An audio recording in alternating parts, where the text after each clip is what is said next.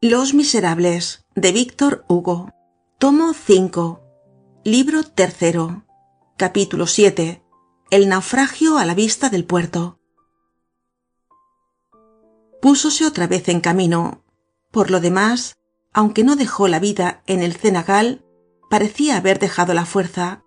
Habíale agotado aquel supremo sacrificio, y era tal su fatiga que, a cada 3 o 4 pasos, tenía que cobrar aliento y apoyarse en la pared. Una vez le fue preciso sentarse en la banqueta para cambiar de posición a Mario, y creyó no volverse a levantar. Pero si el vigor había muerto en él, no así la energía. Se levantó. Caminó desesperadamente, casi deprisa. Andaba de este modo unos 100 pasos sin alzar la cabeza, sin respirar casi.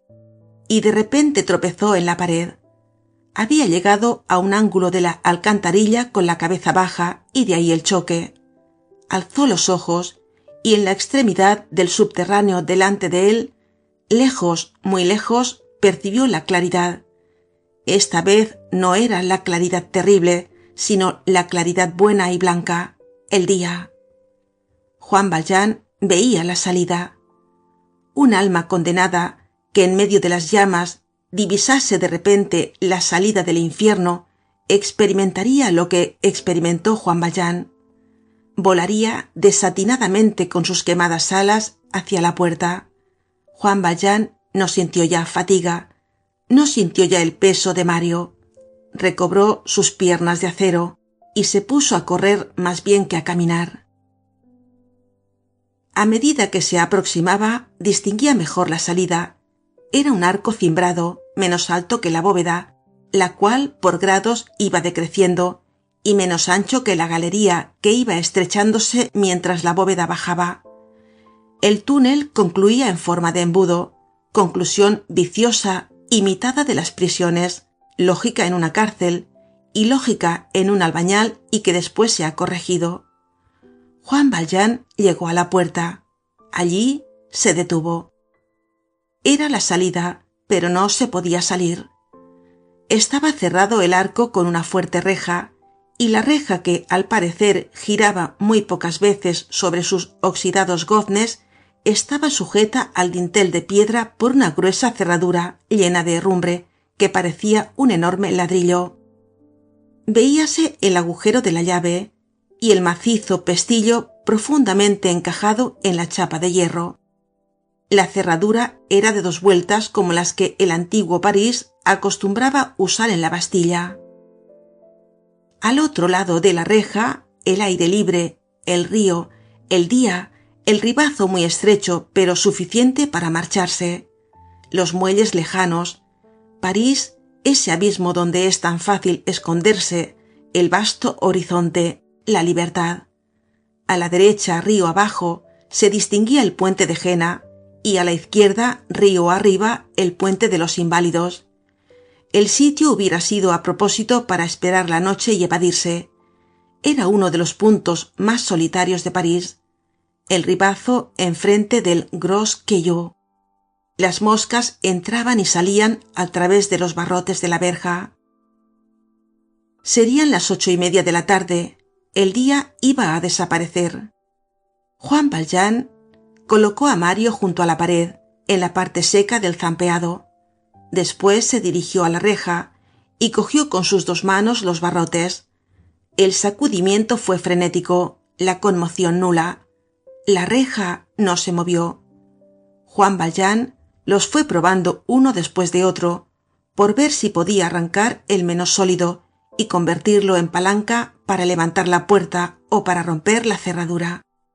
Ningún barrote cedió. Los dientes del tigre dentro de sus alvéolos no tienen mayor solidez. El obstáculo era invencible. No había medio de abrir la puerta. ¿Qué partido adoptaría? ¿Todo debía terminar para él allí? En cuanto a retroceder, en cuanto a desandar el horrible camino ya recorrido, no se sentía con fuerzas para ello. Por otra parte, ¿cómo atravesar de nuevo aquel cenagal de donde había salido por milagro? Y pasado el cenagal, ¿No estaba allí la ronda de policía, de la cual no era fácil librarse 2 veces? ¿Y dónde iría luego? ¿Qué dirección tomaría? Siguiendo la pendiente no llegaría al fin propuesto, y aún en la suposición de que encontrase otra puerta, ¿no estaría también cerrada con verja o de otro modo? Todas las salidas se hallaban indudablemente lo mismo que aquella. La casualidad había hecho que estuviese abierta la reja por donde había entrado, pero era evidente que todas las demás bocas de la alcantarilla estarían cerradas.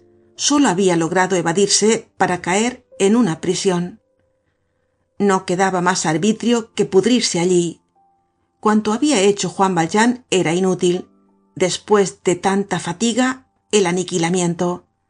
Ambos estaban cogidos en la sombría e inmensa tela de la muerte, y Juan Valjean sentía correr por sus negros hilos, estremeciéndose en las tinieblas, la espantosa araña.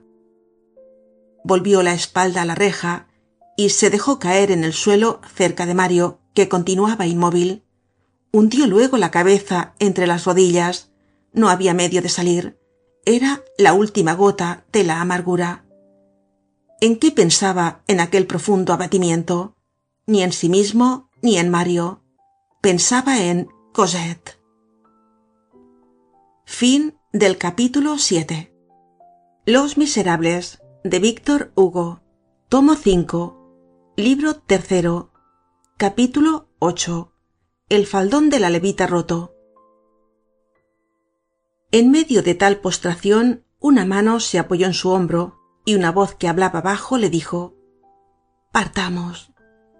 ¿Quién podía ser en aquel lóbrego sitio? Nada se parece más al sueño que la desesperación, y Juan Valjean creyó estar soñando. No había oído pasos. ¿Era sueño o realidad? Levantó los ojos. Un hombre estaba delante de él. Iba vestido de blusa y descalzo. Llevaba los zapatos en la mano izquierda, pues sin duda se los había quitado para llegar hasta Juan Valjean sin ser oído. Juan Valjean no vaciló un momento.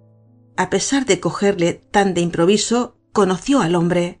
Era Thénardier. Aunque despertase, digámoslo así, de sobresalto, Juan Valjean, acostumbrado a vivir alerta y práctico en los golpes imprevistos que es preciso parar pronto, recobró al instante toda su presencia de ánimo. Además de que la situación no podía empeorar, pues hay angustias que no tienen aumento posible, y ni el mismo Thénardier añadiría lobreguez a aquella tenebrosa noche. Hubo un momento de espera.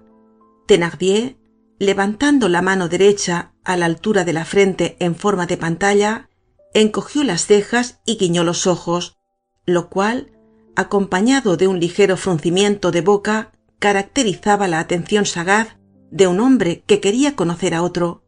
No lo consiguió.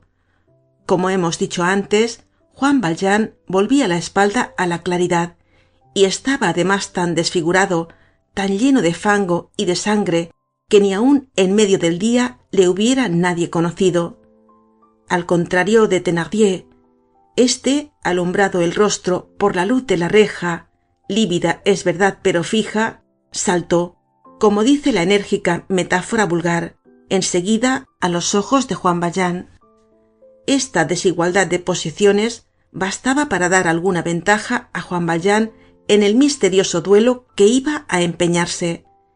El encuentro era entre Juan Valjean con disfraz y Thénardier sin él. Juan Valjean advirtió inmediatamente que Thénardier no le conocía. Se consideraron un momento en la penumbra, y como si tratasen de medirse, Thénardier habló primero. ¿Qué traza vas a darte para salir? Juan Valjean no contestó. Thénardier continuó. Es imposible abrir la puerta, y sin embargo tienes que marcharte. Cierto, dijo Juan Valjean. Pues bien, partamos las ganancias. ¿Qué quieres decir? Has matado a ese hombre. Bueno, yo tengo la llave. Thénardier indicaba con el dedo a Mario. No te conozco, prosiguió, pero quiero ayudarte. Debes ser un camarada. Juan Valjean empezó a comprender. Thénardier le tomaba por un asesino. Escucha, volvió a decir Thénardier, no habrás matado a ese hombre sin mirar lo que tenía en el bolsillo. Dame la mitad y te abro la puerta. Sacando entonces a medias una enorme llave de debajo de su agujereada blusa, añadió: ¿Quieres ver lo que ha de proporcionarte la salida? Pues míralo. Juan Valjean se quedó atónito, no atreviéndose a creer en la realidad de lo que veía. Era la providencia de formas horribles, era el ángel bueno que surgía ante él en figura de Thénardier. Thénardier metió la mano en un ancho bolsillo que llevaba oculto bajo la blusa, sacó una cuerda y la alargó a Juan Valjean. Toma, dijo, te doy además la cuerda. ¿Para qué? También necesitas una piedra, pero afuera la hallarás, junto a la reja las hay de sobra. ¿Y para qué necesito esa piedra? Imbécil, si arrojases el cadáver al río sin atarle una piedra al pescuezo, flotaría sobre el agua. Juan Valjean tomó maquinalmente la cuerda, como cualquiera habría hecho en su caso. Thénardier hizo castañetear sus dedos, como si le hubiese asaltado de repente una idea. Pero, camarada, ¿cómo has podido desembarazarte del cenagal? Yo no he osado entrar en él. Puf, hueles mal. Después de una breve pausa, añadió: te dirijo una pregunta tras otra y haces bien en no contestarme. Es un ensayo para cuando comparezcas ante el juez. Además de que el que calla no dice nada. Bah, porque no vea tu cara ni conozca tu nombre, no te figures que ignoro lo que eres y lo que quieres. Claro, has estropeado a ese mozo y ahora desearías ocultarle en algún sitio, por ejemplo, en el río, que es el grande escóndelo todo. Voy a sacarte del apuro. Me gusta ayudar a la gente de pro. Al mismo tiempo de aprobar el silencio de Juan Valjean, se ve que trataba de excitarle a que hablase. Empujóle en el hombro, de suerte que, ladeándose, pudiera examinarle de perfil, y siempre a media voz dijo: ahora que me acuerdo, eres un animal. ¿Por qué no arrojaste en el cenagal a ese hombre? Juan Valjean no despegó los labios. Thénardier, levantando hasta la nuez de la garganta el harapo que le servía de corbata, gesto que completa el aire de importancia de un hombre grave, continuó: bien puede ser que obrases cuerdamente, porque mañana los obreros, al venir a tapar el hueco, habrían tropezado con el cadáver, e hilo por hilo, hebra por hebra, quizá llegaran hasta ti. Alguien ha entrado en la alcantarilla. ¿Quién? ¿Por dónde ha salido? ¿Se le ha visto salir? La policía tiene talento. La alcantarilla es desleal y denuncia. Semejante hallazgo es una rareza y llama la atención. Pocas personas se valen de la alcantarilla para sus negocios, mientras que el río es de todos. El río es la verdadera sepultura. Al cabo de un mes se pesca al hombre con las redes de Saint-Cloud. ¿Y qué importa? Está hecho una lástima. ¿Quién le ha matado? París. Y ni siquiera interviene la justicia. Ha sobrado a las 1000 maravillas. Cuanto más locuaz era Thénardier, más mudo se volvía Juan Valjean. Thénardier le puso de nuevo la mano sobre el hombro. Terminemos nuestro asunto. Partamos. Has visto mi llave. Muéstrame tu dinero. Thénardier estaba huraño, feroz, con sus puntas de amenazador, y sin embargo el tono era amistoso. Notábase una cosa extraña. Los modales de Thénardier no tenían nada de sencillos. Estaba como violento, aunque sin afectar misterio, hablaba bajo, y de vez en cuando ponía el dedo en la boca, diciendo: «¡Chitón!». No era fácil adivinar la causa.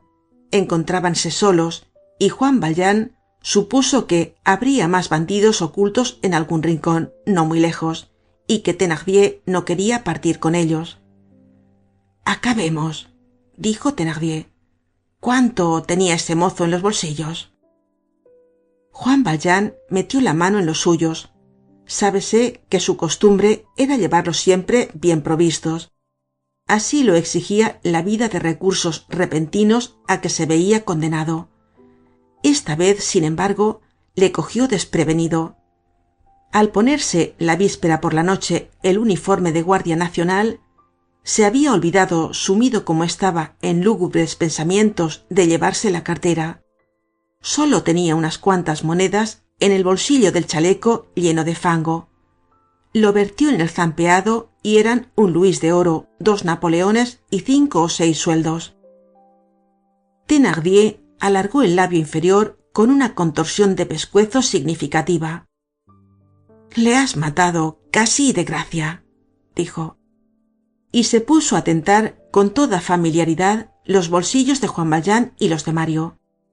Juan Valjean, empeñado principalmente en que no le diese la claridad en el rostro, le dejaba que registrase.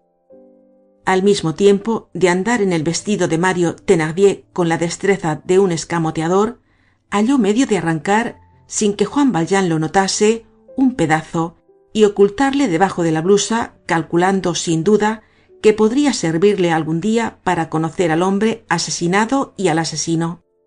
En cuanto al dinero, no encontró más de los 30 sueldos. «Es verdad», dijo, «eso es todo». Y olvidándose de sus palabras de introducción, partamos, se lo guardó todo. Como que vaciló al llegar a los sueldos, pero después de reflexionar los cogió también, acompañando la acción con estas palabras: «No importa, es despachar demasiado barato a las gentes». Enseguida sacó otra vez la llave. «Ahora, amigo mío, es menester que te vayas. Aquí, como en la feria, se paga a la salida. Has pagado, sal». Y se echó a reír. Que al proporcionar a un desconocido el auxilio de aquella llave y al abrirle la reja le guiase la intención pura y desinteresada de salvar a un asesino, hay más de un motivo para dudarlo. Juan Valjean, con la ayuda de Thénardier, colocó de nuevo a Mario sobre sus hombros, y luego el segundo se dirigió a la reja de puntillas, indicando al primero que le siguiese. Miró hacia afuera, se puso el dedo en la boca y permaneció algunos segundos como escuchando. Satisfecho de su observación, entró la llave en la cerradura. El pestillo se deslizó y la puerta giró sobre sus goznes sin hacer el menor ruido, muy poco a poco. Conocíase que la reja y los goznes, dados con aceite, se abrían más a menudo de lo que se hubiera pensado. Era una suavidad siniestra, en la que se presentían las idas y venidas furtivas, las entradas y salidas silenciosas de los hombres nocturnos y las pisadas del lobo del crimen. Evidentemente, la alcantarilla estaba confabulada con alguna banda misteriosa. Aquella taciturna reja era una encubridora. Thénardier entreabrió la puerta lo suficiente para que saliese Juan Valjean, volvió a cerrar, dio 2 vueltas a la llave en la cerradura y se hundió otra vez en las tinieblas, sin hacer más ruido que si fuese un soplo. Parecía andar con las patas afelpadas del tigre. Un momento después, esta providencia de la mala catadura desaparecía en lo invisible. Juan Valjean se encontró fuera. Fin del capítulo 8. Los Miserables, de Víctor Hugo. Tomo 5. Libro 3. Capítulo 9. De cómo Mario parece muerto a una persona que lo entiende. Colocó a Mario en un ribazo. Estaban fuera. Detrás quedaban los miasmas, la oscuridad, el horror. Inundábalos ahora el aire libre, puro, lleno de vida, impregnado de alegría, respirable. En derredor, el silencio, pero era el apacible silencio del sol, oculto ya bajo azulados horizontes. La hora del crepúsculo había pasado, y se acercaba a toda prisa la noche, libertadora y amiga de cuantos necesitan un manto de sombra para salir de alguna angustiosa situación. El cielo se ofrecía por todas partes como una calma enorme. El río llegaba hasta los pies de Juan Valjean, con el blando susurro de un beso. Oíase el diálogo aéreo de los nidos que se daban las buenas noches en los olmos de los campos elíseos. Algunas estrellas, salpicando débilmente el pálido azul del cénit y visibles sólo a la meditación, formaban en la inmensidad cortos e imperceptibles resplandores. La noche desplegaba sobre la cabeza de Juan Valjean todas las dulzuras del infinito. Era la hora indecisa y delicada, que no dice ni sí ni no. Había ya bastante oscuridad para poder eclipsarse a cierta distancia, y bastante día aún para conocerse de cerca. Durante algunos segundos se sintió Juan Valjean vencido irresistiblemente por toda aquella serenidad augusta y halagüeña. Hay ciertos minutos de olvido en que el padecimiento cesa de oprimir al miserable, en que todo se abisma en la idea, en que la paz, cual si fuese la noche, cubre al pensador, y bajo el crepúsculo que irradia, y a imitación del cielo que se ilumina, el alma se llena de estrellas. Juan Valjean no pudo menos de contemplar la sombra inmensa y vaga que por cima de él se extendía, y pensativo tomaba en el majestuoso silencio del eterno cielo un baño de éxtasis y de oración. Después, vivamente, como si el sentimiento del deber le asaltase, se inclinó hacia Mario, y cogiendo el agua en el hueco de la mano, le salpicó el rostro con algunas gotas. Los párpados de Mario no se movieron, y sin embargo, su boca entreabierta respiraba. Juan Valjean iba a introducir de nuevo la mano en el río, cuando de improviso sintió ese embarazo que se siente al tener detrás de sí alguna persona sin verla. En otra parte hemos indicado ya esta impresión, conocida de todos. Se volvió.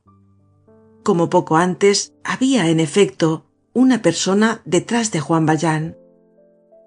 Era un hombre de elevada estatura, envuelto en una levita larga, con los brazos cruzados, y llevando en la mano derecha una macana con puño de plomo. Estaba de pie a corta distancia del grupo que formaban Juan Valjean y Mario. Con el auxilio de la sombra, ofrecíase a la vista como una aparición. Un hombre sencillo se hubiera asustado a causa del crepúsculo, y un hombre de reflexión a causa de la macana. Juan Valjean conoció a Javert. El lector habrá sin duda adivinado que el perseguidor de Thénardier era Javert. Javert, después de su inesperada salida de la barricada, se dirigió a la prefectura de policía, dio cuenta de todo verbalmente al prefecto en persona, y continuó luego su servicio, que implicaba, según la nota que se le encontró, cierta inspección del ribazo de la orilla derecha en los Campos Elíseos, la cual hacía tiempo que despertaba la atención de la policía. Allí vio a Thénardier y se puso a seguirle. Se sabe lo demás. Compréndese también que el abrir tan obsequiosamente aquella reja a Juan Valjean era una habilidad de Thénardier. Thénardier sentía siempre allí a Javert. El hombre espiado tiene un olfato que no le engaña. Era preciso arrojar algo que roer a aquel sabueso. Un asesino, qué hallazgo. No conviene desaprovechar tales fortunas. Thénardier, haciendo salir en su lugar a Juan Valjean, proporcionaba una presa a la policía, que así desistiría de perseguirle y le olvidaría ante un asunto de mayor importancia. Recompensaba a Javert de su espera, lo que lisonjea siempre a un espía. Ganaba 30 francos y se prometía entretanto una fácil evasión. Juan Valjean había pasado de un escollo a otro. Aquellos 2 encuentros seguidos, caer de Thénardier en Javert era duro a la verdad. Javert no conoció a Juan Valjean, quien, como hemos dicho, no se parecía a sí mismo. Sin separar los brazos, aseguró mejor la macana por un movimiento imperceptible, y dijo con voz seca y tranquila: ¿Quién sois? Yo. ¿Quién? Juan Valjean. Javert Cogió la macana entre los dientes, dobló las corvas, inclinó el cuerpo, colocó en los hombros de Juan Valjean sus dos robustas manos, que se encajaron allí como si fuesen dos tornillos, le examinó y le conoció. Casi se tocaban sus rostros. La mirada de Javert era terrible. Juan Valjean permaneció inerte bajo la presión de Javert, como un león que consintiese la garra de un lince. Inspector Javert, dijo, estoy en vuestras manos. Por otra parte, desde esta mañana me juzgo prisionero vuestro. No os he dado las señas de mi casa para tratar luego de evadirme. Apoderaos de mí. Solo os pido una cosa. Javert parecía no escuchar. Tenía clavadas en Juan Valjean sus pupilas. La barba fruncida empujaba los labios hacia la nariz, señal de meditación feroz. En fin, soltó a Juan Valjean, se levantó de golpe, cogió de nuevo la macana y como en un sueño murmuró, más bien que pronunciar, esta pregunta. ¿Qué hacéis ahí? ¿Quién es ese hombre? Seguía sin tutear ya a Juan Valjean. Juan Valjean contestó, y el tono de su voz pareció despertar a Javert. Cabalmente de él quería hablaros. Disponed de mi persona lo que os plazca, pero antes ayudadme a llevarle a su casa. Es todo lo que os pido. El rostro de Javert se contrajo, como le sucedía siempre que alguien parecía creerle capaz de una concesión. Sin embargo, no respondió negativamente.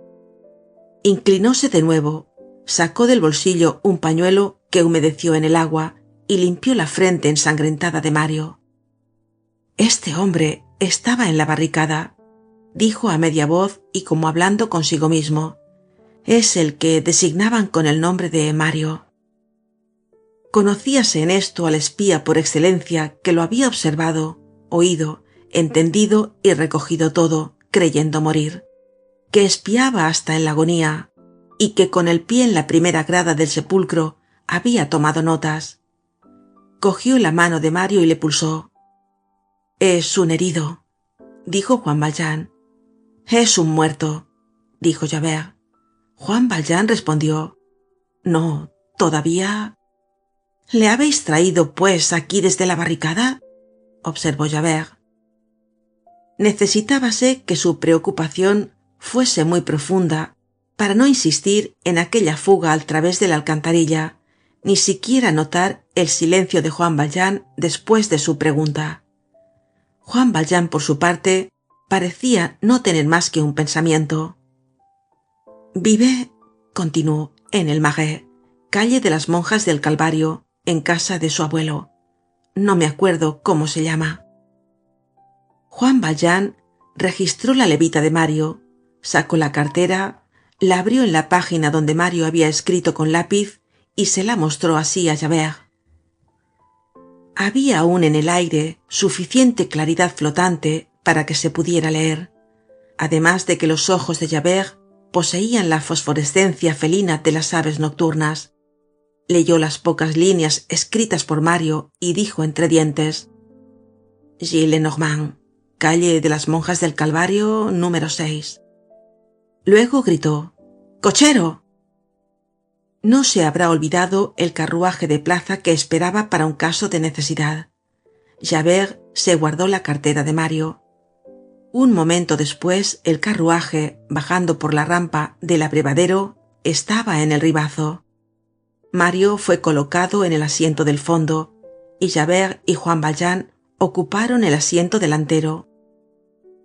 Una vez cerrada la portezuela, alejóse el coche rápidamente, subiendo por los muelles en dirección de la Bastilla. Dejaron los muelles y entraron en las calles. El cochero, perfil negro en el pescante, arreaba a sus escuálidos caballos. Silencio glacial dentro del carruaje. Mario, inmóvil, con el cuerpo apoyado en una de las esquinas, la cabeza caída sobre el pecho, los brazos colgando y las piernas tiesas, parecía no aguardar ya más que el ataúd.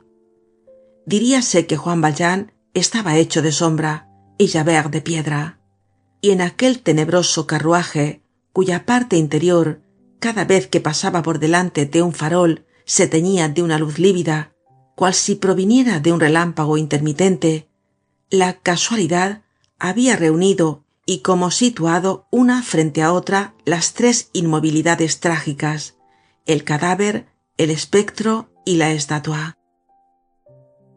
Fin del capítulo 9. Los Miserables, de Víctor Hugo. Tomo 5. Libro 3. Capítulo 10. La vuelta del hijo pródigo de su vida. A cada vaivén del carruaje, una gota de sangre caía de los cabellos de Mario. Era noche cerrada cuando llegaron al número 6 de la calle de las Monjas del Calvario. Javert fue el primero que bajó, y después de cerciorarse de que aquella era la casa que buscaba, levantó el pesado aldabón de hierro de la puerta cochera, que figuraba, según el estilo antiguo, un macho cabrío y un sátiro frente a frente, y le dejó caer con fuerza. Entreabrióse apenas la puerta, y Javert la empujó. El portero apareció a medias, bostezando entre dormido y despierto, con una vela en la mano. Todos dormían en la casa. En el Marais se acuestan temprano, sobre todo en los días de motín. Aquel bueno y vetusto barrio, asustado por la revolución, se refugia en el sueño, así como los niños cuando oyen que viene el coco se cubren la cabeza con las sábanas de la cama. Juan Valjean y el cochero sacaron a Mario del carruaje, sosteniéndole el primero por los sobacos y el segundo por las corvas. Mientras así le conducían, Juan Valjean introdujo la mano bajo los vestidos rotos del joven, le tocó el pecho y se cercioró de que el corazón latía aún, y hasta de que latía con alguna menos debilidad, como si el movimiento del coche hubiera determinado en él cierta renovación de la vida. Javert interpeló al portero con el tono propio de los dependientes del gobierno, tratándose del portero de un faccioso. ¿Vive aquí uno que se llama Gillenormand? Vive. ¿Qué le queréis? Le traemos a su hijo. ¿Su hijo? Dijo el portero atónito. Está muerto. Juan Valjean, que venía detrás de Javert, haraposo y sucio, y a quien el portero miraba con algún horror, le indicó que no con la cabeza. El portero no pareció comprender las palabras de Javert ni la señal de Juan Valjean. Javert continuó. Fue a la barricada y ahí le tenéis. ¿A la barricada? Exclamó el portero. Se dejó matar. Id a despertar a su padre. El portero no se movía. Id de una vez. Y añadió, mañana habrá aquí entierro. Para Javert, los incidentes habituales del servicio público estaban clasificados por categorías, lo cual es el principio de la previsión y de la vigilancia, y cada eventualidad tenía su especial distribución. Los hechos posibles se encontraban en cierto modo dentro de gavetas, de donde salían, llegado el caso, en cantidades variables. Clasificaba así los sucesos de la calle: ruido, motín, carnaval, entierro. El portero se limitó a despertar a Vasco. Vasco despertó a Nicolasa y Nicolasa despertó a la señorita Gillenormand. En cuanto al abuelo, dejósele dormir, calculando que sabría harto pronto aquella desgracia. Subióse Mario al primer piso, sin que nadie se impusiese de ello en las demás partes de la casa, y se le colocó en un canapé viejo de la antecámara del señor Gillenormand. Mientras que Vasco iba a buscar un médico y Nicolás abría los armarios de la ropa blanca, Juan Valjean sintió que Javert le tocaba en el hombro. Comprendió y bajó seguido del inspector de policía. El portero los vio partir como los había visto llegar, con una somnolencia estúpida. Entraron en el carruaje y el cochero ocupó su asiento. Inspector Javert, dijo Juan Valjean, concededme otra cosa. ¿Cuál? Preguntó con dureza Javert. dejad que entre un instante en mi casa. Después haréis de mí lo que os acomode. Javert permaneció algunos segundos en silencio, con la barba hundida en el cuello de la levita. Luego corrió el cristal de delante y dijo: Cochero, calle del Hombre Armado número 7. Fin del capítulo 10. Los Miserables, de Víctor Hugo. Tomo 5. Libro 3. Capítulo 11. Conmoción en lo absoluto. No volvieron a despegar los labios en todo el camino. ¿Qué quería Juan Valjean? Acabar lo que había principiado. Advertir a Cosette, decirle dónde estaba Mario, darle quizá alguna otra indicación útil, tomar si podía ciertas disposiciones supremas. En cuanto a él, en cuanto a lo que le concernía personalmente, era asunto concluido. Habíale cogido Javert y no se resistía. Otro cualquiera, en semejante situación, hubiera pensado tal vez vagamente en la cuerda de Thénardier y en los barrotes del primer calabozo donde entrase. Pero desde lo que le sucedió con el obispo, había en Juan Valjean, tratándose de un atentado, aun siendo contra sí mismo, bueno es repetirlo, una profunda vacilación religiosa. El suicidio, misteriosa vía de hecho en lo desconocido, que puede contener hasta cierto punto la muerte del alma, era imposible en Juan Valjean. A la entrada de la calle del Hombre Armado, el coche se detuvo por no permitir lo estrecho de aquella el tránsito de los carruajes. Javert y Juan Valjean se apearon.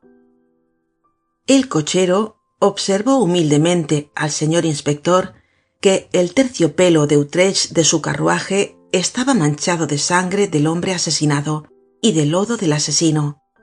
Esto era lo único que había comprendido, y añadió que se le debía indemnizar. Sacando al mismo tiempo su cuaderno, suplicó al señor inspector tuviese la bondad de escribirle en él unas cuantas palabras laudatorias. Javert rechazó el cuaderno que le alargaba el cochero y dijo: «¿Cuánto te debo, contando el tiempo de la parada y la carrera?» «Han sido 7 horas y cuarto», respondió el cochero, «y el terciopelo estaba nuevo. 80 francos, señor inspector». Javert sacó del bolsillo 4 napoleones y despidió el carruaje. Juan Valjean supuso que la intención de Javert era conducirle a pie al cuerpo de guardia de los Blancs Manteaux, mantos blancos, o al de los archivos que está cerca. Internáronse en la calle, que como de costumbre se hallaba desierta. Javert seguía a Juan Valjean. Llegaron al número 7. Juan Valjean llamó y se abrió la puerta. «Está bien», dijo Javert, «subid». Y añadió con extraña expresión y como si le costase esfuerzo hablar así: «Os aguardo». Juan Valjean miró a Javert. Aquel modo de obrar desdecía de los hábitos del inspector de policía, pero resuelto como se mostraba Juan Valjean a entregarse y acabar de una vez, no debía sorprenderle mucho que Javert tuviese en aquel caso cierta confianza altiva, la confianza del gato que concede al ratón una libertad de la longitud de su garra. Empujó la puerta, entró en la casa, gritó al portero que estaba ya acostado: «¡Soy yo!» y subió al primer piso. Una vez allí hizo una corta pausa. Todas las vías dolorosas tienen sus estaciones. La ventana de la escalera, que era de una sola pieza, estaba corrida. Como en muchas casas antiguas, la escalera tenía vistas a la calle. El farol, situado enfrente de la casa número 7, comunicaba alguna claridad a los escalones, lo que equivalía a un ahorro de alumbrado. Juan Valjean, sea para respirar, sea maquinalmente, sacó la cabeza por la ventana y miró toda la calle, que es corta y que recibía la luz del farol de un extremo a otro. Juan Valjean se quedó atónito. No se veía a nadie. Javert se había marchado. Fin del capítulo 11. Los Miserables, de Víctor Hugo. Tomo 5, libro 3, capítulo 12. El abuelo. Vasco y el portero habían llevado al salón a Mario, que seguía tendido e inmóvil en el canapé donde se le colocó a su llegada. El médico estaba ya allí. La señorita Gillenormand se había levantado. La señorita Gillenormand iba y venía asustada, uniendo las manos e incapaz de hacer otra cosa que decir: «Es imposible, Dios mío». De vez en cuando añadía: «Todo va a mancharse de sangre». Cuando el primer horror hubo pasado, cierta filosofía de la situación se abrió camino hasta su espíritu, revelándose en esta exclamación: «Esto debía acabar así», si bien no completó el pensamiento con la frase «bastante lo había dicho», usada en tales casos. Por orden del médico, habíase arreglado una cama de cordeles junto al canapé. El médico examinó a Mario, y después de cerciorarse de que continuaban los latidos del pulso, de que el joven no tenía en el pecho ninguna herida profunda y de que la sangre de los labios provenía de las fosas nasales, le hizo colocar en la cama, sin almohada, con la cabeza a nivel del cuerpo y aún algo más baja, y el busto desnudo, a fin de facilitar la respiración. La señorita Gillenormand, viendo que iban a desnudar a Mario, se retiró y se puso a rezar el rosario en su cuarto. El cuerpo no había recibido ninguna lesión interior. Una bala, amortiguada al dar en la cartera, se había desviado y, corriéndose por las costillas, había abierto una grieta de horrible aspecto, pero sin profundidad, y de consiguiente sin peligro. El largo paseo subterráneo había acabado de dislocar la clavícula rota, y esto presentaba serias complicaciones. Tenía los brazos acuchillados, pero ningún tajo desfiguraba su rostro. Sin embargo, la cabeza estaba cubierta de heridas. ¿Serían peligrosas estas heridas? ¿Deteníanse en la superficie? ¿Llegaban al cráneo? No se podía decir aún. Era un síntoma grave que hubiesen producido el desmayo, y no siempre se despierta de los desmayos de esta clase. Además, la hemorragia había debilitado al herido. De la cintura abajo habíale protegido la barricada. Vasco y Nicolasa se ocupaban en rasgar el lienzo y preparar vendajes. Nicolasa los cosía y Vasco los rollaba. Como no había hilas, el médico había restañado provisionalmente la sangre de las heridas con algodón en rama. Sobre una mesa al lado de la cama había 3 bujías encendidas y el estuche de cirugía estaba allí abierto.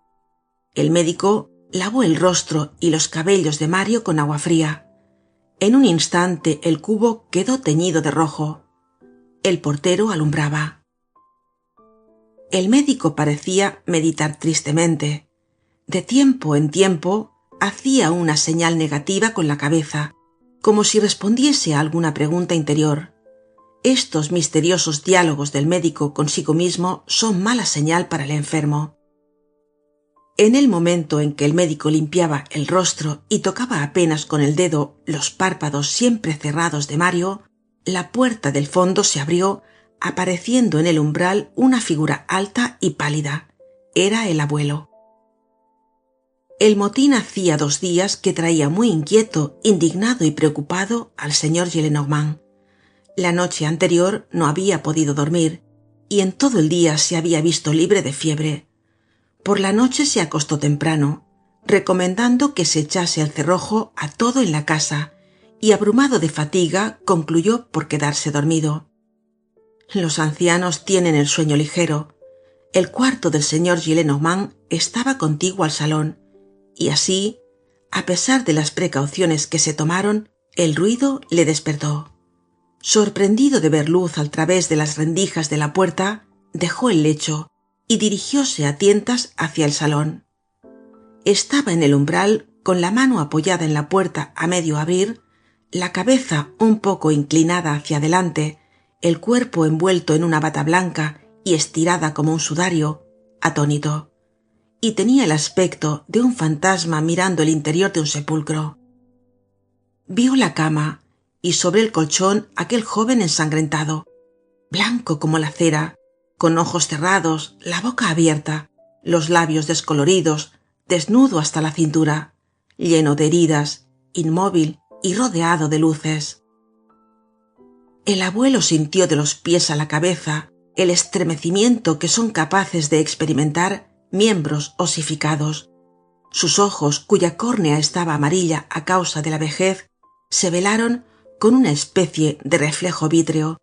Toda su cara tomó en un instante las formas terrosas de una cabeza de esqueleto.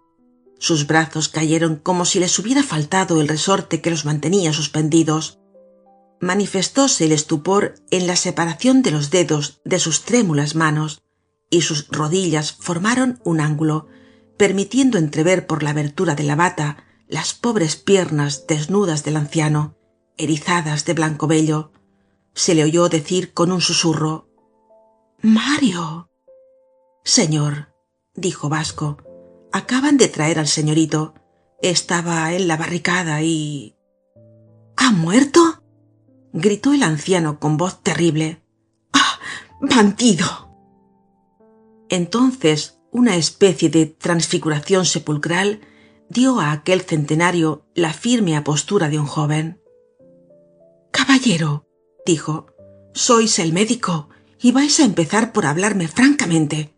Está muerto, ¿no es así?».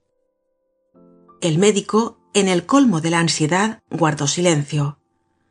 El señor Gillenormand se torció las manos, prorrumpiendo en una carcajada espantosa. «Está muerto, está muerto.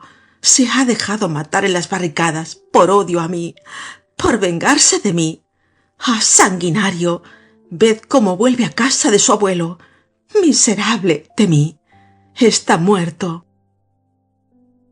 Se dirigió a la ventana, abrió las dos hojas como si se ahogase, y de pie ante la sombra se puso a hablar en la calle con la noche.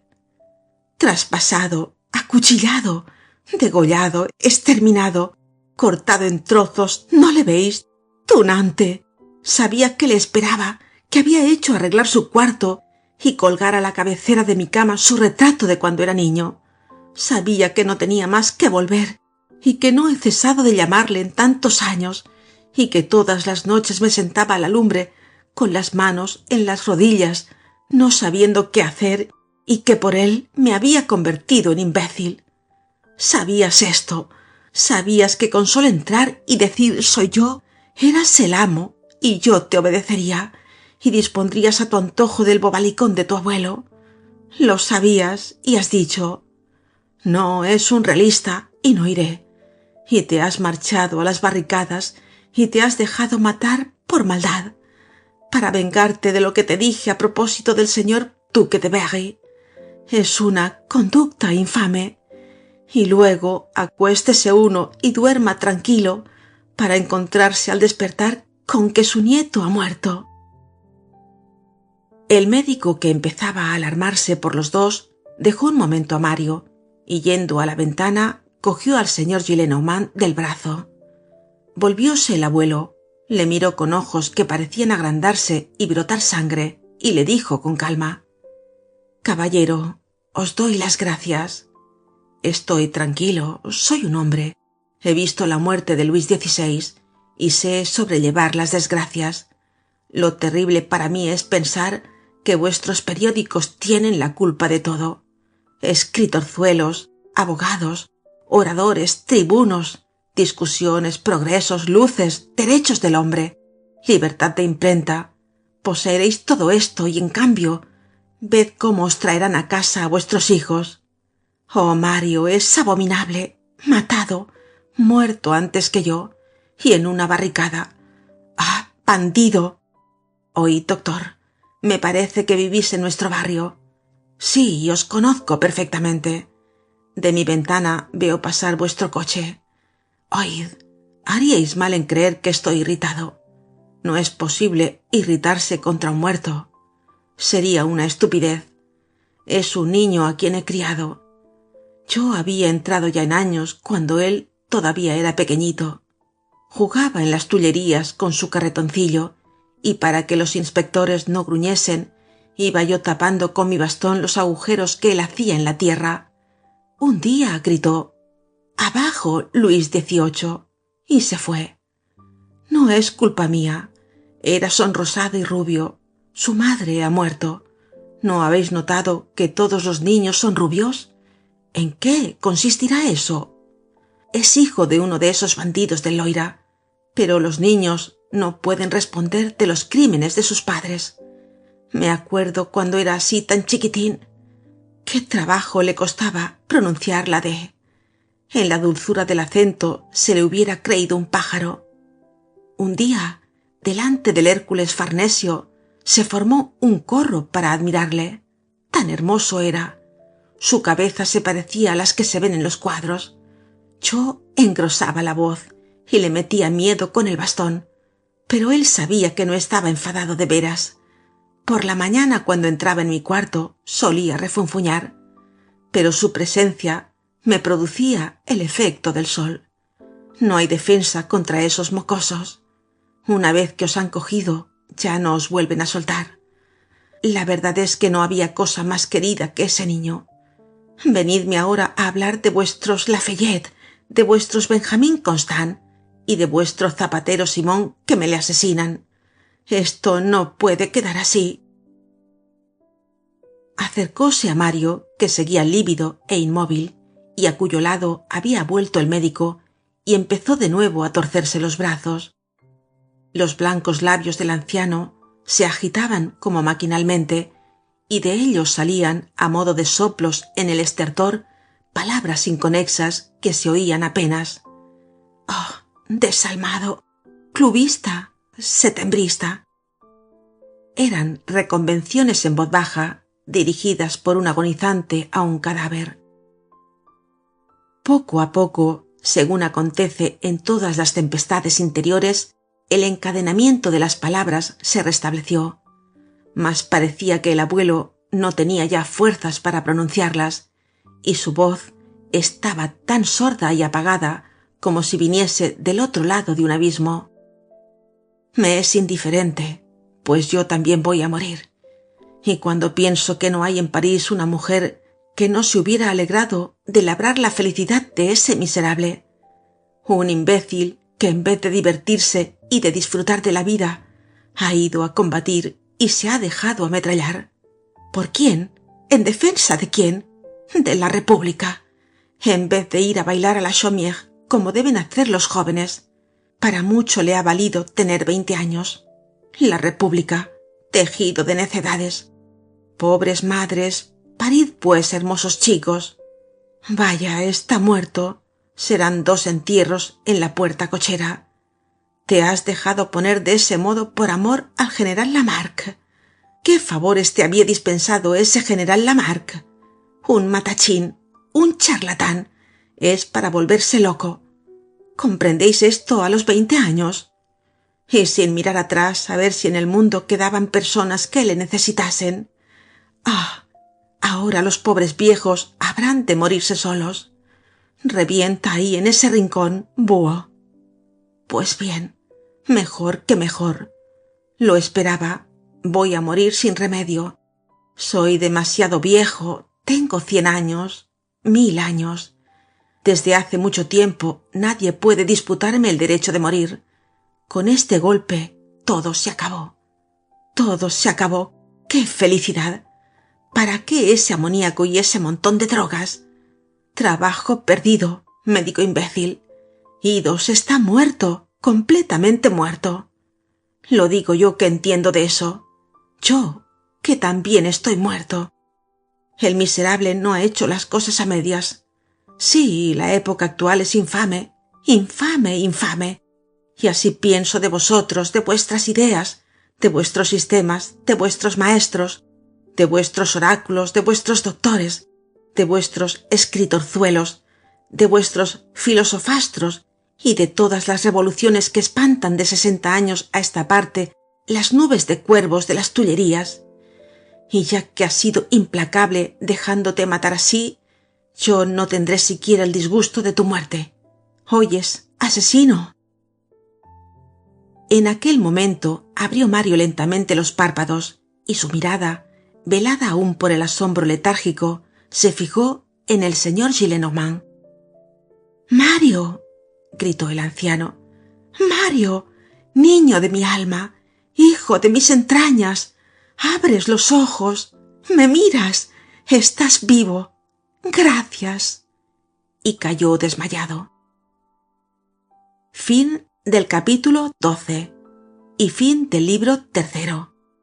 Los Miserables, de Víctor Hugo. Tomo 5. Libro 4. Javert desorientado. Javert se alejó lentamente de la calle del hombre armado. Caminaba con la cabeza baja por la primera vez de su vida, y también por la primera vez de su vida con las manos cruzadas atrás. Hasta entonces Javert, de las dos actitudes de Napoleón, solo había adoptado la que denota un ánimo resuelto, los brazos cruzados sobre el pecho. Érale desconocida la que denota incertidumbre, esto es, las manos cogidas atrás.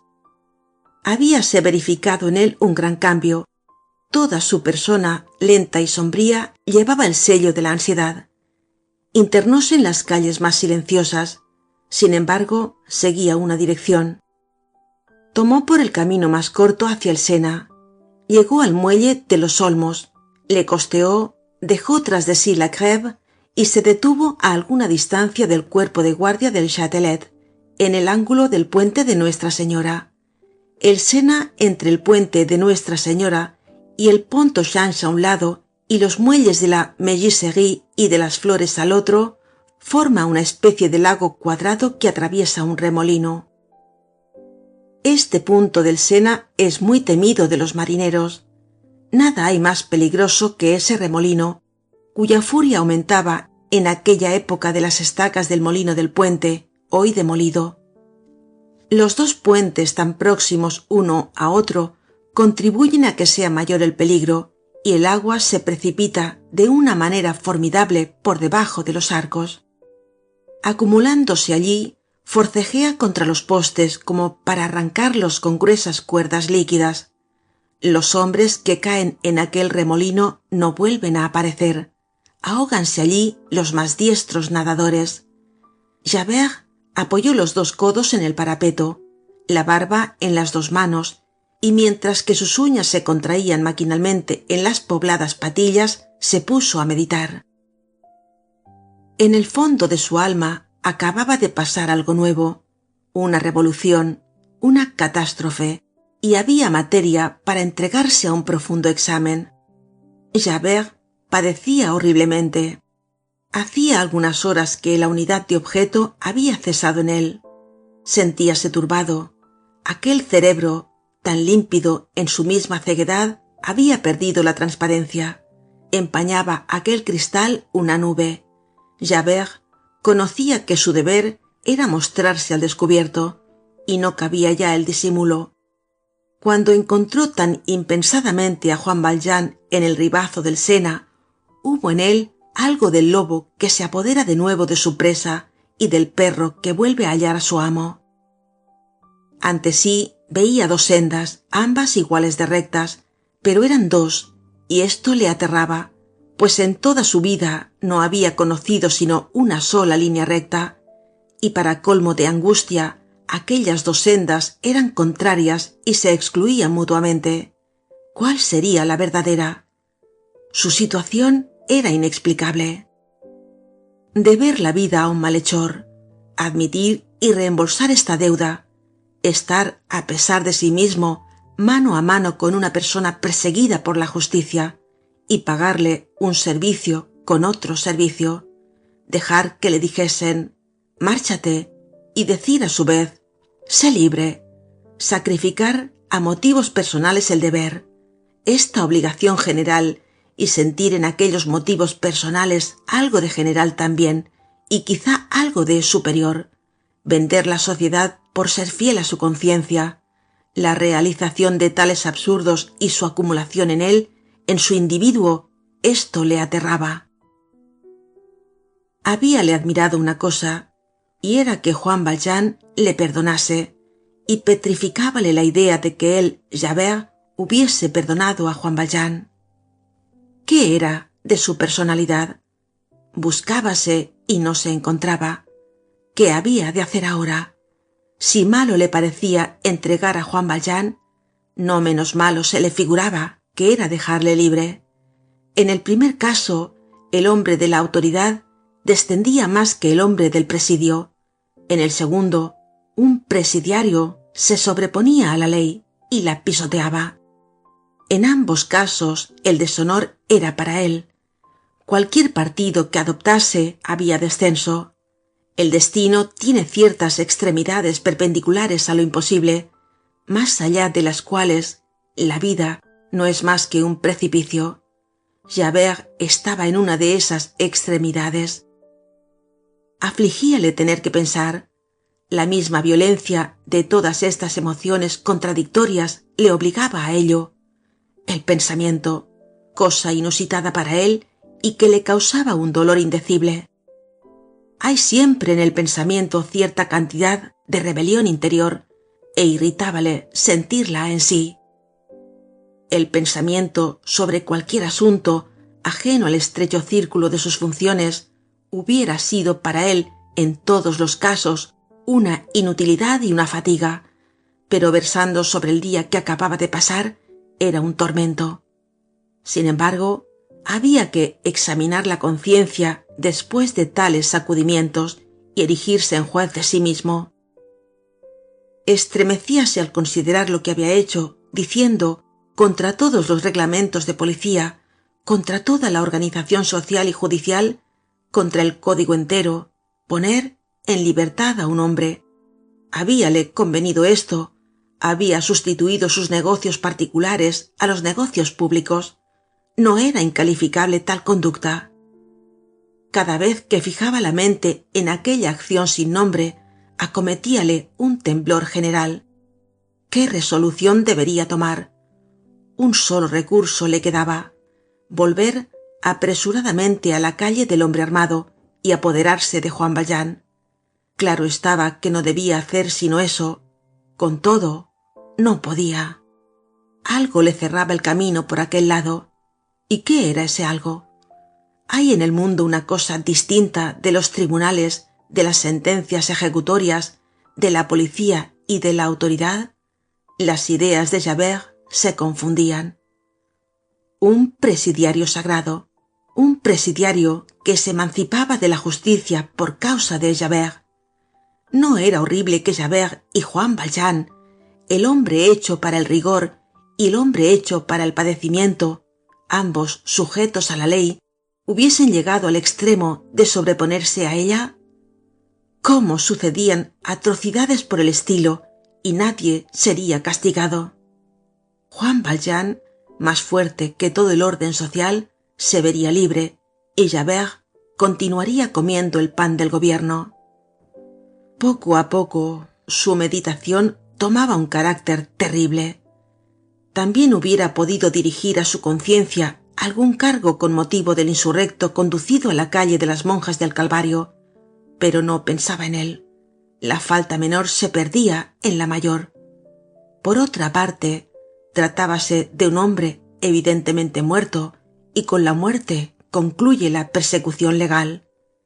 Juan Valjean era el peso que abrumaba su espíritu. Juan Valjean le desconcertaba. Los axiomas que habían sido los puntos de apoyo de toda su vida caían por tierra ante aquel hombre. La generosidad usada con él le tenía agobiado. Recordaba hechos que en otro tiempo había calificado de mentiras y locuras y que ahora le parecían realidades. La figura del señor Magdalena se bosquejaba por detrás de la de Juan Valjean, superponiéndose ambas y no formando más que una que era venerable. Javert sentía penetrar en su alma alguna cosa horrible, la admiración hacia un presidiario. Pero, ¿se concibe que se respete a un presidiario? No, y a pesar de eso, él le respetaba. Por más esfuerzos que hacía, tenía que confesar en su fuero interno la sublimidad de aquel miserable. Esto era odioso. Un malhechor benéfico, un presidiario compasivo, dulce, clemente, recompensando el mal con el bien, el odio con el perdón, la venganza con la piedad, prefiriendo perderse a perder a su enemigo, salvando al que le había herido, de rodillas en lo más culminante de la virtud, más cerca del ángel que del hombre. Era un monstruo cuya existencia no podía ya negar Javert. Imposible que esto continuase así. Preciso es convenir en que él no se había rendido de buen grado a aquel monstruo, a aquel ángel infame, a aquel héroe horrible que le causaba tanta indignación como asombro. 20 veces, cuando iba en el carruaje en compañía de Juan Valjean, el tigre legal había rugido en él. 20 veces había sentido tentaciones de arrojarse sobre Juan Valjean, cogerle y devorarle, esto es, prenderle. Había nada más sencillo. Con gritar delante del primer cuerpo de guardia: «¡Un presidiario se ha fugado!», y luego llamar a los gendarmes y decirles: «Os entrego ese hombre», marchándose y dejándole allí, sin volver a ocuparse en la suerte del criminal, todo estaba concluido. La ley podía disponer del preso como estimase mejor. ¡Qué cosa más justa! Javert había pensado todo esto, había querido ponerlo en ejecución, prender a aquel hombre, y entonces, lo mismo que ahora, tropezó con una barrera insuperable. Cada vez que la mano del inspector de policía se levantaba convulsivamente para coger a Juan Valjean por el cuello, aquella mano, como si tirase de ella un peso enorme, había vuelto a caer, y en el fondo de su pensamiento oía una voz extraña, que le gritaba: «Bueno, entrega a tu Salvador, y enseguida haz traer la jofaina de Poncio Pilatos, y lávate». Después se examinaba a sí mismo, y junto a Juan Valjean ennoblecido contemplaba a Javert degradado. Un presidiario era su bienhechor. Pero, ¿por qué había permitido que aquel hombre le perdonase la vida? Tenía derecho a morir en la barricada y hubiera debido usar este derecho. Hubiera debido llamar a los demás insurrectos en su auxilio contra Juan Valjean y haber hecho que le fusilasen. Valía más así. Su angustia mayor era la desaparición de la certidumbre. Sentía como si le faltasen las raíces. El código no era más que un papel mojado en su mano. Acometíanle escrúpulos de una especie desconocida. Efectuábase en él una revelación sentimental enteramente distinta de la afirmación legal, su medida única hasta entonces. No le bastaba ya permanecer en la honradez antigua. Un orden de hechos inesperados surgía y le subyugaba. Era para su alma un mundo nuevo, el beneficio aceptado y devuelto, la abnegación, la misericordia, la indulgencia, las violencias hechas por la piedad a la austeridad, la acepción de personas. No más sentencias definitivas, no más condenas. La posibilidad de una lágrima en los ojos de la ley. Cierta justicia, según Dios, contraria a la justicia, según los hombres. Divisaba en las tinieblas la imponente salida de un sol moral desconocido y experimentaba al mismo tiempo el horror y el deslumbramiento de semejante espectáculo. Búho obligado a dirigir miradas de águila. Con que era verdad que había excepciones, que la autoridad podía desconcertarse, que la regla podía retroceder ante un hecho, que todo no cabía en el texto de la ley, que lo imprevisto se hacía obedecer, que la virtud de un presidiario podía tender un lazo a la virtud de un empleado público, que lo monstruoso podía ser divino, que el destino tenía emboscadas de esta clase y que el mismo Javert no estaba al abrigo de una sorpresa. Veíase en la necesidad de reconocer con desesperación que la bondad existía. Aquel presidiario había sido bueno, y también él, cosa inaudita, acababa de serlo. Íbase pues depravando. Se conceptuaba cobarde y tenía horror de sí mismo. El ideal para Javert no era ser humano, grande, sublime, era ser irreprensible. Ahora bien, acababa de cometer una falta. ¿Cómo había podido cometerla? ¿Cómo había pasado todo aquello? Ni él mismo lo sabía. Se cogía la cabeza con ambas manos, pero a pesar de sus esfuerzos, no alcanzaba a explicárselo. Él, sin duda, había tenido siempre intención de poner a Juan Valjean a disposición de la ley, de que era cautivo, y de la cual él, Javert, era esclavo. Jamás, mientras le tuvo en sus manos, le había ocurrido el pensamiento de dejarle ir. Hízolo, pues, en cierto modo, contra su voluntad, y sin saber lo que hacía. Interrogatorio tremendo. Dirigíase preguntas, daba respuestas, y estas respuestas le aterraban. Preguntábase, ¿qué ha hecho ese presidiario, a quien he perseguido sin cesar, que me ha tenido bajo sus pies, que podía y debía vengarse, tanto por rencor como por seguridad, dejándome la vida, perdonándome? ¿Su deber? No, algo más. Y yo, perdonándole a mi vez, ¿qué he hecho?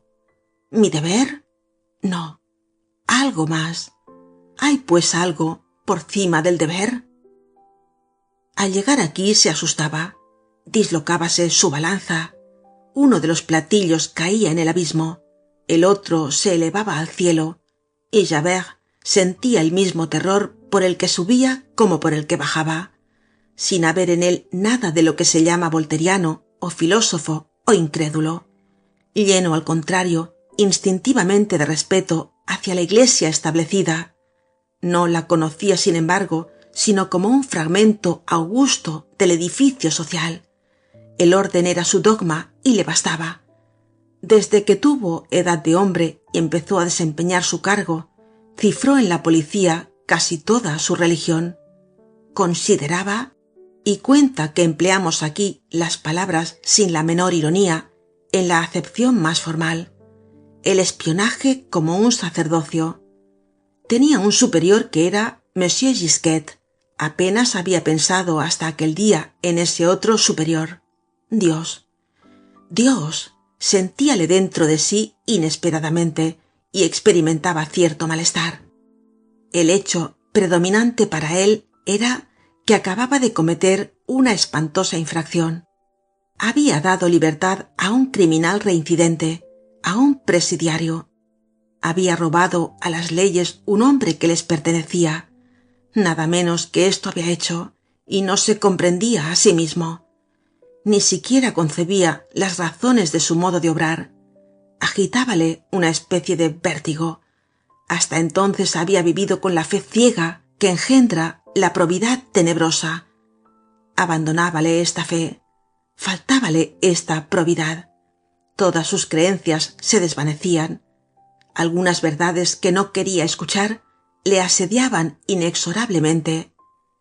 En adelante era preciso ser otro hombre. Padecía los extraños dolores de una conciencia ciega, bruscamente devuelta a la luz. Veía lo que le repugnaba ver. Encontrábase vacío, inútil, segregado de su pasada vida, destruido, disuelto. En él había muerto la autoridad y no tenía ya razón de ser. Situación terrible la de sentirse conmovido. Ser de granito y dudar, ser la estatua del castigo fundida de una vez en el molde de la ley y hallar de repente que bajo el pecho de bronce hay algo de absurdo y de rebelde que se asemeja casi a un corazón. Pagar un bien con otro bien, aunque hasta allí se hubiese creído que aquel bien era el mal. Ser el perro de guardia y lamer. Ser el hielo y derretirse. Ser la tenaza y convertirse en mano. Sentir de improviso que los dedos se abren para soltar la presa. Horrible situación. El hombre proyectil sin saber ya el camino y retrocediendo. No había sino dos maneras de salir de tan violento estado. Una, ir resueltamente a casa de Juan Valjean y prender al reo. Otra. Javert dejó el parapeto e irguiendo su cabeza se dirigió con paso firme al cuerpo de guardia indicado por un farol en una de las esquinas de la plaza del Châtelet. Miró por el ventanillo y viendo que estaba dentro un municipal, entró. Los empleados de policía se conocen entre sí en el modo como empujan la puerta de un cuerpo de guardia. Javert dijo su nombre, mostró su tarjeta al municipal y se sentó junto a una mesa sobre la cual había pluma, tintero y papel, por si se ofrecía formar alguna sumaria eventual, y también para escribir los partes de las rondas nocturnas. La mesa del cuerpo de guardia, con su correspondiente silla de paja, es una especie de institución. Existe en todos los puestos de policía. Sus constantes adornos son un platillo de boj lleno de serrín y una caja de cartón con obleas encarnadas. Es el piso bajo del estilo oficial. Por ella empieza la literatura del Estado.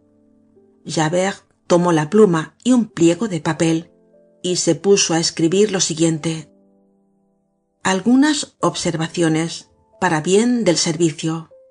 Primero, suplico al señor prefecto que pase la vista por estas líneas.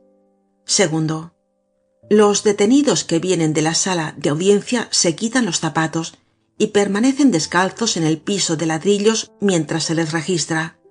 Muchos tosen cuando se les conduce al encierro. Esto ocasiona gastos de enfermería.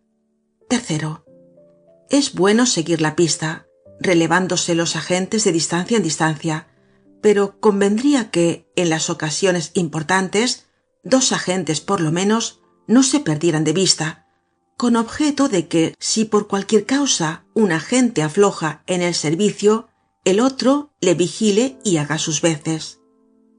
Cuarto, no se comprende por qué el reglamento especial de la cárcel de las Madelonetas prohíbe al preso que tenga una silla aun pagándola.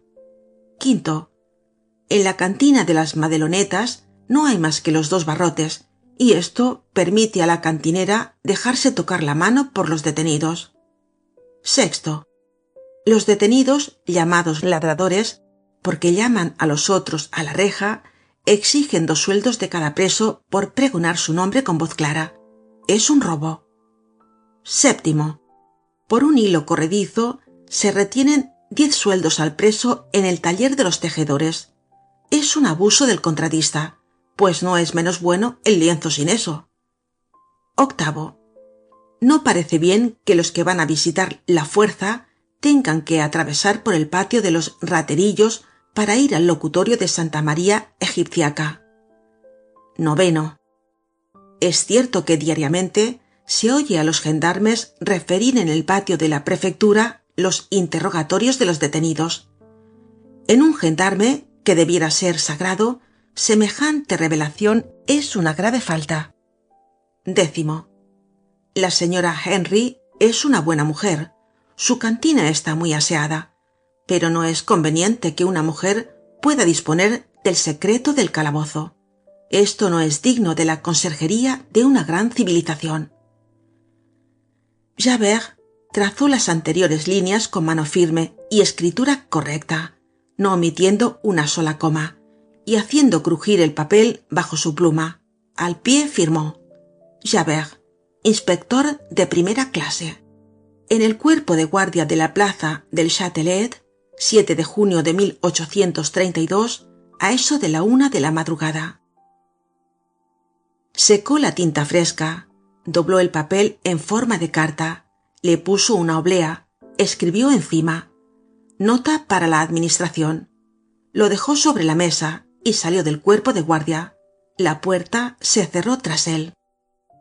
Cruzó de nuevo diagonalmente la plaza del Châtelet, llegó al muelle y fue a situarse con una exactitud automática en el punto mismo que había dejado hacía un cuarto de hora.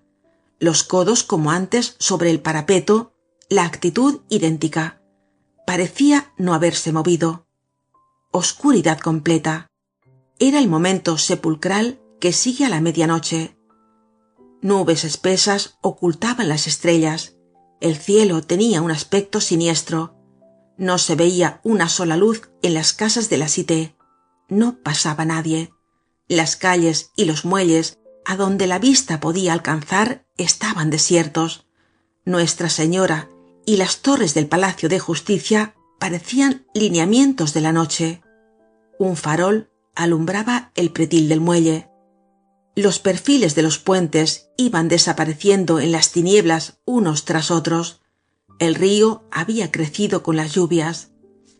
El paraje en que se había apoyado Javert estaba, como se recordará, situado por cima del remolino del Sena, perpendicularmente a la formidable espiral de las olas que se desatan y vuelven a atar como un tornillo sin fin. Javert inclinó la cabeza y miró. Todo estaba negro. No se distinguía nada. Oíase el ruido de la espuma, pero no se veía el río. Por instantes aparecía en aquella profunda vorágine una luz que serpenteaba vagamente. Es virtud que tiene el agua de coger la luz, no se sabe de dónde, en medio de la noche más completa y convertirla en culebra. La claridad no tardaba en disiparse y todo volvía a quedar confuso y negro. La inmensidad parecía estar allí abierta. Debajo no era aquello agua, sino abismo. La muralla del muelle, recta, confusa, mezclada con el vapor, ocultándose enseguida, producía el efecto de una muralla del infinito. No se veía nada, pero se sentía la frialdad hostil del agua y el olor especial de las piedras mojadas. Subía del abismo un hálito salvaje, la crecida del río, que se adivinaba más bien que percibirse, el trágico murmullo de las olas, la enorme lobreguez de los arcos del puente, la caída imaginable en aquel sombrío precipicio, todo estaba lleno de horror. Javert permaneció algunos minutos inmóvil, mirando aquel abismo de tinieblas. Consideraba lo invisible con una fijeza que tenía algo de atención. El único ruido era el del agua. De repente se quitó el sombrero y lo puso en el pretil del muelle. Poco después apareció de pie sobre el parapeto una figura alta y negra, que a lo lejos cualquier transeúnte retardado hubiera podido tomar por un fantasma. Se inclinó hacia el Sena, volvió a enderezarse y cayó luego a plomo en las tinieblas. Hubo un estremecimiento sordo y únicamente la sombra estuvo en el secreto de las convulsiones de aquella forma oscura que desapareció bajo las aguas. Fin del libro cuarto. Los Miserables, de Víctor Hugo. Tomo 5. Libro quinto. El nieto y el abuelo. Capítulo 1. Donde se vuelve a ver el árbol con el parche de zinc. En algún tiempo, después de los acontecimientos que acabamos de referir, el señor Boulatruelle experimentó una conmoción muy viva. Como el lector recordará, el señor Boulatruelle es aquel peón caminero de Montfermeil, bosquejado ya en las partes tenebrosas de este libro. Ocupábase en diferentes cosas, a cual más turbia. Rompía piedras y desvalijaba a los viajeros en el camino real. Picapedrero y ladrón, soñaba sin cesar con tesoros enterrados en el bosque de Montfermeil y esperaba el día menos pensado encontrar dinero al pie de algún árbol. Buscábalo entretanto en el bolsillo de los transeúntes. Por el momento, sin embargo, era prudente. Acababa de librarse de una buena, pues, según en otro lugar hemos dicho, le cogieron en una buhardilla de Jondrette con los demás bandidos. Pero como para algo ha de servir tener un vicio, su borrachera le había salvado. No se pudo averiguar si estaba allí en clase de robado o de ladrón, de donde resultó la providencia de no al lugar, fundada en su notorio estado de embriaguez aquella terrible noche. Marchóse enseguida a su camino de Gagny y Ligny, para ocuparse en echar piedra, bajo la vigilancia del Estado, abatido, meditabundo, disgustado del robo que estuvo a pique de perderle y cada vez con más cariño al vino su salvador. En cuanto a la viva emoción que experimentó al poco tiempo de haber vuelto a su choza de peón caminero, vamos a decir la causa. Una mañana que Boulatruelle se dirigía como de costumbre a su trabajo, y quizá al sitio desde donde acechaba, divisó entre las ramas a un hombre que estaba de espaldas hacia él, pero cuya traza, por lo que pudo juzgar desde lejos y a la luz del crepúsculo, no le era del todo desconocida. Boulatruelle, aunque borracho, tenía excelente memoria, arma defensiva indispensable a todo el que se pone en lucha con el orden legal. ¿Dónde diablos he visto yo algo parecido a ese hombre?, dijo para sí. Pero la única respuesta que se le ocurrió fue que se asemejaba a una persona cuya imagen medio confusa tenía en la mente. Por lo demás, Boulatruelle, prescindiendo de la identidad que no le fue posible fijar, hizo comparaciones y formó cálculos. Aquel hombre no era del país y acababa de llegar a pie, evidentemente, pues ningún carruaje público iba a tales horas a Montfermeil. Había andado toda la noche, de donde venía. La distancia no debía ser muy grande, pues no llevaba mochila ni lío. Sin duda venía de París. ¿Por qué estaba en aquel bosque y a semejante hora? ¿Qué objeto le traía allí? Boulatruelle pensó en el tesoro. A fuerza de atormentar su memoria, recordó vagamente haber tenido ya, muchos años antes, otra alerta por el estilo con motivo de un hombre que se le figuró podría muy bien ser aquel mismo. Mientras meditaba, había bajado la cabeza, como cediendo a la presión del pensamiento, lo cual, aunque natural, fue poco hábil. Cuando la levantó, no vio ya nada. El hombre había desaparecido en el bosque y en las dudosas tintas del crepúsculo. «Diablo», dijo Boulatruelle, «ya le husmearé. Yo descubriré la parroquia de ese parroquiano. Yo sabré que viene a buscar aquí ese paseante de patrón Minette. En mi bosque nadie tiene un secreto sin que procure yo averiguarlo». Cogió su pico, que era muy puntiagudo, y murmuró entre dientes: «Hay aquí con qué registrar la tierra y a ese hombre». Y después de estudiar lo mejor que pudo el itinerario del desconocido, se puso en marcha al través de los árboles.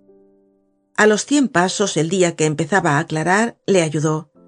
Pisadas impresas acá y allá en la arena, hierbas tronchadas, matorrales rotos, tiernas ramas dobladas y que volvían a enderezarse con la graciosa lentitud de una linda joven que estira sus brazos al despertar, le indicaron una pista. La siguió, pero no tardó en perderla. Entretanto el tiempo se pasaba. Internóse en el bosque y llegó a una especie de eminencia. Un cazador madrugador que cruzaba a lo lejos de un lado a otro, silbando el aire de Guillery, le inspiró la idea de trepar sobre un árbol. Aunque viejo, era ágil. Había allí una corpulenta haya, digna de Títiro y de Boulatruelle, y el peón caminero subió a una de sus más altas ramas. La idea era buena. Al explorar aquel sitio, por el lado donde el bosque es más bravío, Boulatruelle vio de repente a su hombre. Enseguida se perdió de vista. El desconocido entró, o más bien, se deslizó en un claro bastante lejano, oculto por grandes árboles, pero que Boulatruelle conocía perfectamente a causa de haber notado allí, cerca de un gran montón de piedras de molino, un castaño enfermo, con un parche de zinc adherido a la corteza. Este claro es el mismo llamado en otro tiempo el predio Blaru. El montón de piedras, cuyo destino ignoramos y que estaba en aquel paraje hace 30 años, continuará aún allí sin duda.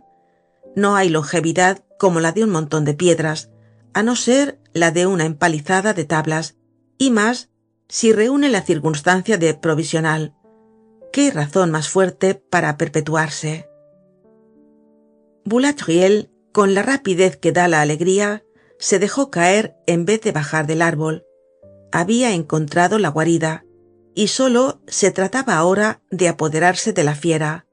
El famoso tesoro objeto de sus sueños estaba allí probablemente. No era obra fácil llegar al claro. Por los senderos trillados llenos de zigzags, se necesitaba algo más de un cuarto de hora. En línea recta por el monte, allí sumamente espeso, espinoso y agresivo, había que emplear una media hora larga. Boulatruelle no lo comprendió. Creyó en la línea recta, ilusión de óptica respetable, pero que pierde a muchas personas. El monte, erizado y todo, le pareció el mejor camino. Tomemos por la calle de Rívoli de los Lobos, dijo. Boulatruelle, acostumbrado a caminar siempre torcido, cometió esta vez la falta de ir en derechura. Internóse resueltamente entre las malezas. Tuvo que habérselas con acebos, ortigas, espinos, agavanzos, cardos y zarzas, quedando arañado en extremo. Al pie del barranco había agua que le fue preciso atravesar. Llegó al cabo de 40 minutos al predio Blaru, sudando, mojado, jadeante, feroz. No vio a nadie. Boulatruelle corrió al montón de piedras. El montón estaba allí, nadie se le había llevado. En cuanto al hombre, ni su sombra. Habíase evadido, pero ¿por qué lado? ¿Hacia dónde? Imposible adivinarlo. Lo más doloroso era que detrás del montón de piedras, al pie del árbol con el parche de zinc, se notaba la tierra removida y había un azadón olvidado o abandonado y un agujero. El agujero estaba vacío. ¡Ladrón!, gritó Boulatruelle levantando y apretando los puños. Fin del capítulo 1.